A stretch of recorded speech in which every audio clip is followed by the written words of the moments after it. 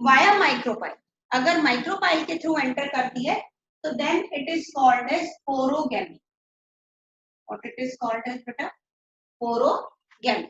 And if the pollen tube enters through the integument, वो इस reason से अगर एंटर करती है तो then it is called as mesogamy. And if the pollen tube enters through the chalazal end, if it is entered through the chalazal end, then it is called as chalazogamy.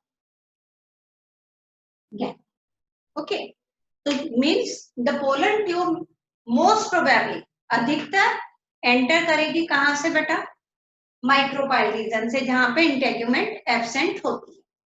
तो उस condition में उसे क्या कहा जाएगा? पोरोगैमी.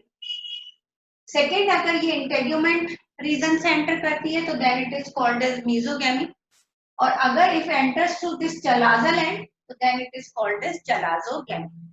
ये usually हम लोग 11th 12th स्टैंडर्ड में पढ़ाते हैं बेटा.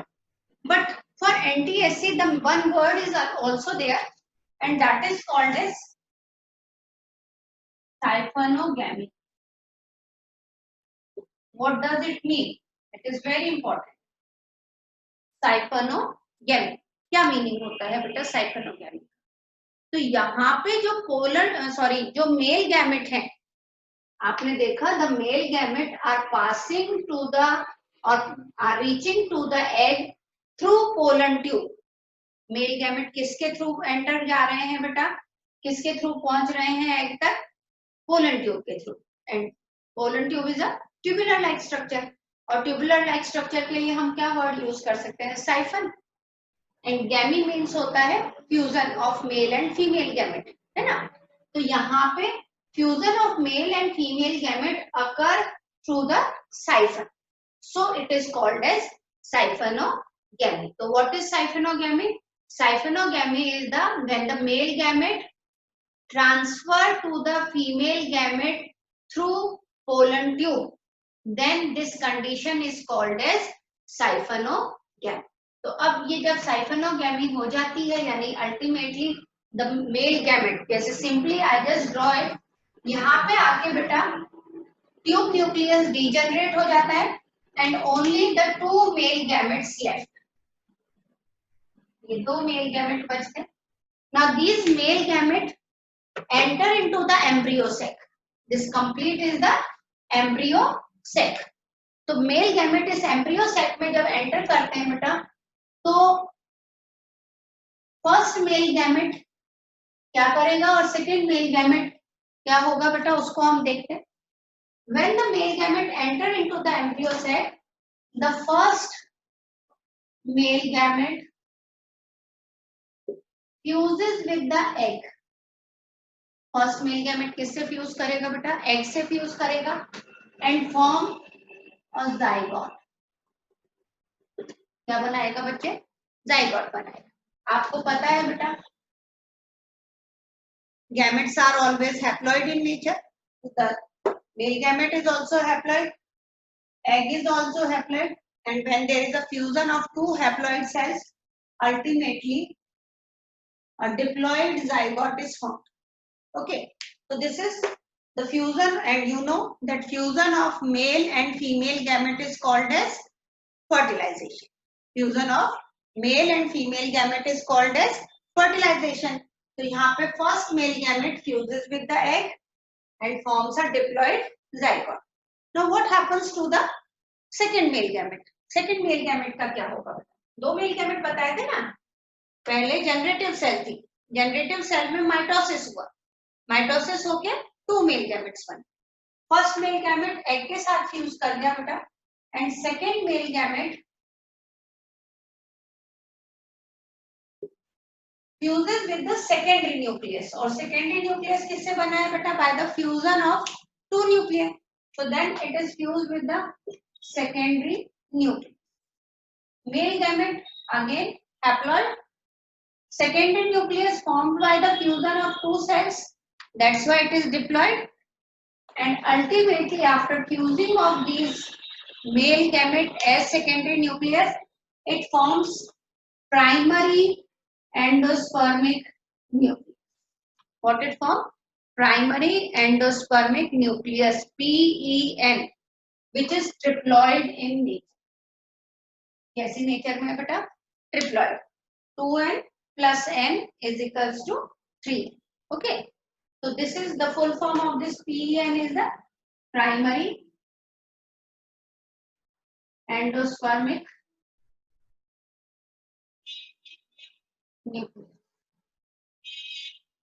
This primary endospermic nucleus will give rise to endosperm during the development. जब development होता है तो उस time में this will give rise to endosperm. Okay. Now, as two male gamete are fusing with the two female gamete, हम अब आप कहोगे कि मैम secondary nucleus को आप कैसे female gamete कह सकते हो? तो बेटा secondary nucleus किसमें present है? Embryo sac. और embryo sac is formed by the megaspore mother cell. और megaspore mother cell से ही क्या बनता है बेटा? megaspore mother cell से, as I told you in the previous video, megaspore mother cell से ही embryo sac develop होता है. और जब वो उससे डेवलप हो रहा है यानी megaspore mother cell embryo sac develop करे तो एम्ब्रियो सेक में जितनी भी सेल्स हैं they all consider we all can consider it like a female. Okay. So there will be the two time fusion is there, hence it is called as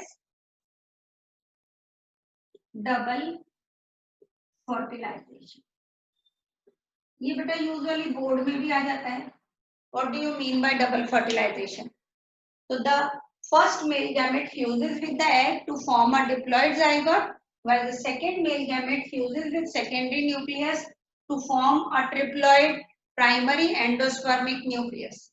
This process is called as double fertilization. Now, one more term is there, and that is triple fusion. What is it? Triple fusion. Triple means 3. Fusion मतलब fuse होना. तो अगर अपन देखें बेटा PEN क्या है? Triploid है. Triploid है तो नेचुरली ये कितने न्यूक्लियस के फ्यूजन से बना है? It is formed by the fusion of 3 nuclei. 3 nuclei कैसे? 2 तो पोलर न्यूक्लियाई. बताया था बेटा जब मैंने आपको मेगास्पोरोजेनेसिस करवाया था कि 2 polar nuclei come in the centre to form the secondary nucleus. तो 2 तो ये हो गए बेटा and 1 male gamete हो गया ये second male gamete. So that is the PEN is formed by fusion of the 3 gametes. Hence it is called as triple fusion. So this is the characteristic feature of the angiospermic plant. ये angiospermic plant की characteristic feature है जो किसी और plants में नहीं मिलता. क्या? They show double fertilisation and triple fusion. तो this is about the process of double fertilisation triple fusion और we can say fertilisation in flowering plants. तो फ्लावरिंग प्लांट्स में इस तरह से फर्टिलाइजेशन होता है. अब सिंपली हम देखें कि what will be the fate of the zygote and the primary endospermic nucleus. कि जाइगोट से आगे चल के क्या बनेगा बेटा और प्राइमरी एंडोस्पर्मिक न्यूक्लियस से आगे चल के क्या बनेगा. तो zygote will give rise to embryo. Zygote क्या बनाएगा बेटा? एम्ब्रियो बनाएगा. जबकि प्राइमरी एंडोस्पर्मिक न्यूक्लियस और यू कैन से जो सेल बनेगी उसको हम PEC प्राइमरी एंडोस्पर्मिक सेल कह सकते हैं and that will give rise to endosperm. अब now what is this endosperm? ये एंडोस्पर्म है क्या बेटा? Endosperm is a nutritive tissue present in the seed. Seed के अंदर न्यूट्रिटिव टिश्यू प्रेजेंट होता है, उसे कहा जाता है एंडोस्पर्म. अब इसमें भी अपन को एक बहुत इंपॉर्टेंट चीज याद रखनी है बेटा, simply that I will come on to the later on, इस चीज में आऊंगी. एंडोस्पर्म जो बनी है बेटा वो एंडोस्पर्म कैसा है? ट्रिपल. ये क्वेश्चन भी आ जाता है बेटा ऑब्जेक्टिव्स में कि what is the ploidy of endosperm in angiospermic plant. यानी एंजियोस्पर्मिक प्लांट में एंडोस्पर्म की प्लॉइडी कितनी है, प्लॉइडी मतलब कितने सेट ऑफ क्रोमोसोम है, तो द प्लॉइडी इज ट्रिप्लॉइडी, यानी three set of chromosomes are there, hence its ploidy क्या है बेटा इसकी, ट्रिप्लॉइडी, यानी ये ट्रिप्लॉइड। तो एंजियोस्पर्मिक प्लांट में एंडोस्पर्म ट्रिप्लॉइड होता है। अगर अपन साथ में जिम्नोस्पर्म की स्टडी करें, gymnosperm also have endosperm, gymnosperm में भी एंडोस्पर्म होता है, लेकिन बच्चे ध्यान देना जिम्नोस्पर्म का endosperm is haploid, okay, because that is not formed by triple fusion और डबल फर्टिलाइजेशन, वो डबल फर्टिलाइजेशन से नहीं बनता, इसलिए वो क्या होता है बेटा, हैप्लॉइड होता है। इसमें जिम्नोस्पर्म में endosperm is haploid, while in angiosperm it is triploid, okay. तो ये हो गया बेटा फर्टिलाइजेशन। अब हम लोग आते हैं नेक्स्ट चीज कि जाइगोट से एम्ब्रियो और प्राइमरी एंडोस्पर्मिक न्यूक्लियस या प्राइमरी एंडोस्पर्मिक सेल से एंडोस्पर्म का फॉर्मेशन कैसे होता है, तो that we have to study in the post fertilization events, okay. किसमें पढ़ेंगे हम लोग, पोस्ट फर्टिलाइजेशन इवेंट्स, क्योंकि मैंने आपको पहले भी बताया था कि किसी भी सेक्सुअल रिप्रोडक्शन की जो लाइफ साइकिल स्टेजेस होती हैं, सेक्सुअल रिप्रोडक्शन की जो स्टेजेस होती है उनको हम 3 स्टेजेस में डिवाइड करते हैं। कौन कौन सी बेटा, pre fertilization, fertilization and post fertilization, okay. Pre fertilization क्या है, फर्टिलाइजेशन से पहले, तो फर्टिलाइजेशन से पहले क्या थी बेटा, प्रीवियस वीडियो में आपने देखा था gamete formation and transfer of gamete, ठीक है। फर्टिलाइजेशन ये हमने कंप्लीट प्रोसेस देखा है बेटा। पोस्ट फर्टिलाइजेशन क्या होता है, तो post fertilization is the development of the embryo and the development of the endosperm. तो पोस्ट फर्टिलाइजेशन चेंजेस अगर हम देखते हैं सिंपली, तो what the changes takes place after fertilization, तो उसको I just write it down. Development of endosperm and development of embryo.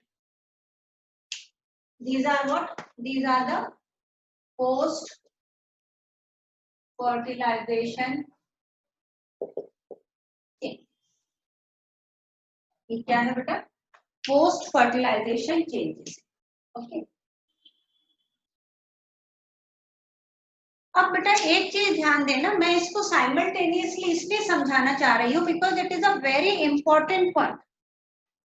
हमने देखा कि जब फर्टिलाइजेशन हो रहा है, हमने क्या देखा बेटा, जब फर्टिलाइजेशन हो रहा है तो पहले फर्स्ट मेल गैमेट एग के साथ फ्यूज करता है और क्या बना रहा है बेटा, जाइगोट बना रहा है, ठीक है।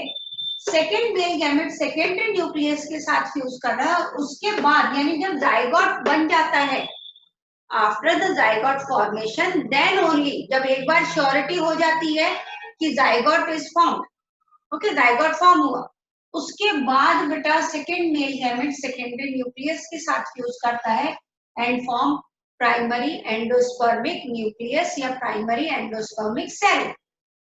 तो पहले जाइगोट बनेगा, वो श्योर होगा, उसके बाद उसमें क्या बनेगा बेटा, PEN बनेगा, ठीक है, कोई बात नहीं, ओके।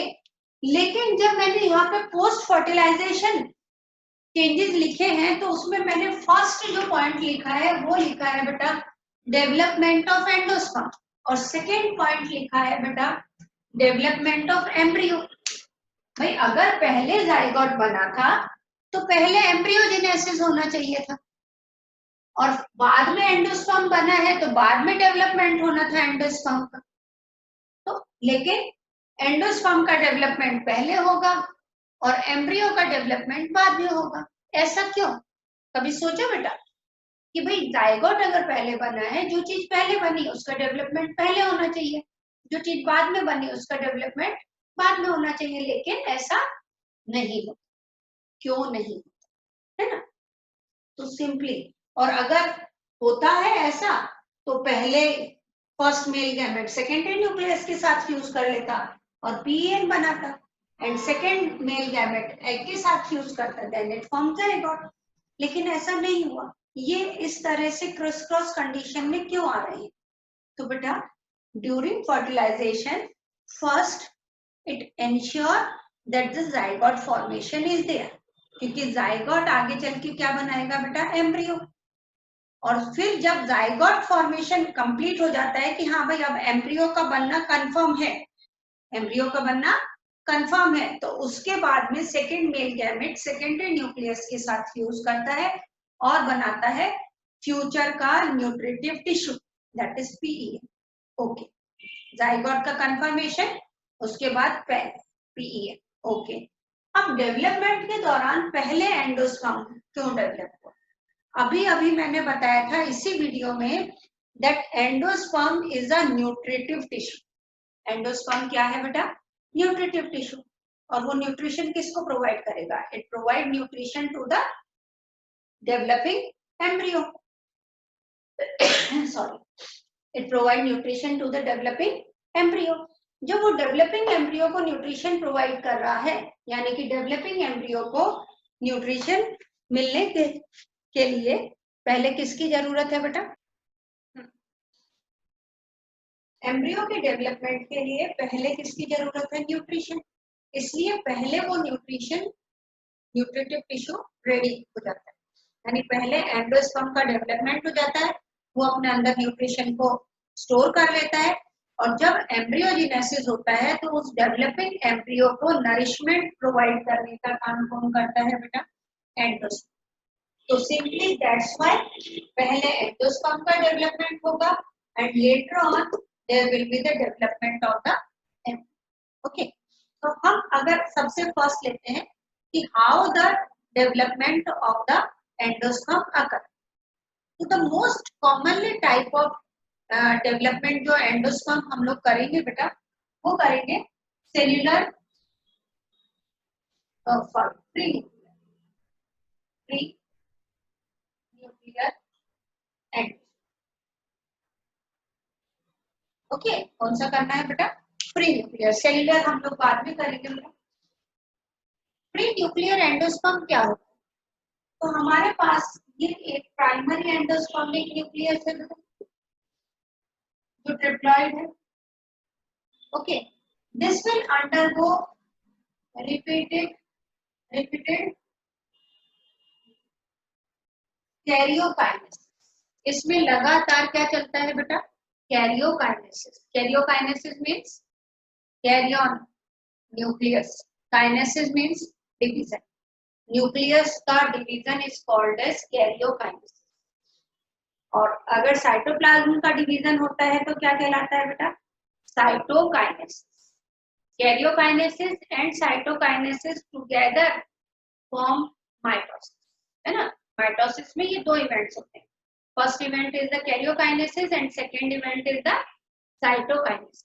यहाँ पे माइटोसिस का केवल एक इवेंट चल रहा है। कौन सा इवेंट चल रहा है? कैरियोकाइनेसिस। तो as a result number of nuclei form, बहुत सारे न्यूक्लियाई बन जाते हैं बेटा। और जब ये बहुत सारे न्यूक्लियाई बन जाते हैं तो इनके अंदर fluid liquid like substance present होता है। Cytoplasm is the liquid like substance, so then this is called as pre-nuclear endosperm। Example अगर हम लोग देखें तो आई थिंक ऑल पीपल, है ना, सभी बच्चों ने अपनी लाइफ में कभी ना कभी कोकोनट वाटर पिया है ना? नारियल पानी। नारियल पानी इज व्हाट? नारियल पानी is nothing but a pre nuclear endosperm. अब जब आप नारियल पानी वाले की दुकान पे जाते हो या नारियल पानी वाले के पास जाते हो तो वो आपसे एक क्वेश्चन पूछता है कि पानी वाला या मलाई वाला, है ना? तो अगर हमको बहुत प्यास लगी होती है तो हम सिंपली कहते हैं पानी वाला। भूख नहीं होती है और सिंपली प्यास लगी है तो हम कहते हैं पानी वाला। वो उसमें से आपको एक निकाल के देता है जिसमें ओनली वाटर प्रेजेंट होता है, यानी नारियल पानी, coconut water present, that is pre nuclear. अगर हमें थोड़ी भूख भी लगी होती है तो हम कहते हैं मलाई वाला, यानी उसके अंदर पानी भी अमाउंट होता है, थोड़ा कंपैरेटिवली कम होगा, और साथ में थोड़ा थिक कर्नेल प्रेजेंट होता है। इंग्लिश में उसके लिए वर्ड होता है कर्नेल, हिंदी में हम लोग सिंपल लैंग्वेज में यूज करते हैं मलाई। तो वो कैसे बनती है? अब क्या होता है कि जब ये फ्री न्यूक्लियर एंडोस्पर्म बन जाता है तो in the later stage this nuclei start moving towards the periphery, periphery पे जाते हैं, और पेरिफेरी पर ही इनके अंदर सेल वॉल फॉर्मेशन, यानी सिंपली हम कहें तो साइटोकाइनेसिस, पहले केवल क्या चल रही थी, कैरियोकाइनेसिस, फिर इसमें साइटोकाइनेसिस होने लगती है, second layer of cytokinesis also. और जब ये साइटोकाइनेसिस होने लगती है तो अल्टीमेटली कर्नेल फॉर्मेशन इस तरह, and still liquid is present, some amount of coconut water is present. So that's why this kernel is the cellular endosperm. ये तो क्या बन गया बेटा, सेल्युलर एंडोस्पर्म, और ये जो बीच में प्रेजेंट है that is called as pre nuclear endosperm. एक एग्जांपल तो हमने कोकोनट का ले लिया बेटा, प्री न्यूक्लियर एंडोस्पर्म का। और क्या होते हैं, तो आप लोगों ने यूजुअली देखा होगा, अगर आपने बीट के सीड्स अर्ली स्टेज में देखे, यूजुअली जब होली होती है ना बेटा, तो हम लोगों के घर में बीट की जो ईयर लेंथ आती है उसको बाल कहते हैं, अपनी लैंग्वेज में बाल कहते हैं, वैसे उसको ईयर लेंथ, ईयर बोलते हैं। तो वो जो बाल आती है उसके अगर आप सीड्स निकालो और उसको स्क्वीज करो तो उसमें से मिल्की फ्लूइड निकलता है। जो मिल्की फ्लूइड निकल रहा है that is nothing but the endosperm. ऐसे ही मेज, अगर आपके पास जो भुट्टा होता है, मेज का कॉब होता है, अगर वो बहुत अर्ली अनराइप, अनराइप एक तो राइप अनपका हुआ होता है पूरा, अगर वो अर्ली स्टेज का आप कॉब के कॉर्न्स लेते हो और उसको स्क्वीज करोगे तो उसमें से भी मिल्की फ्लूइड निकलता है, दैट इज आल्सो एंडोस्पर्म। तो this is how the development of the endosperm.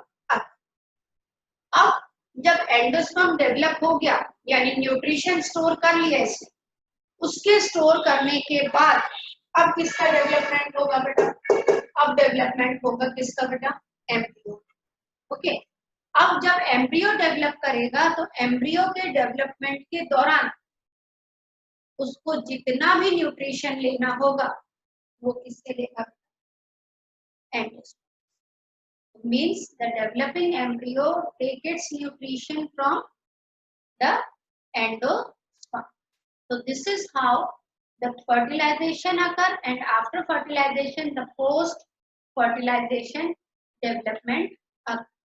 In the next video we will study about the seeds. Seeds के type करेंगे या according to the presence or the absence of the endosperm. In the next video we will study about the seeds. Thank you.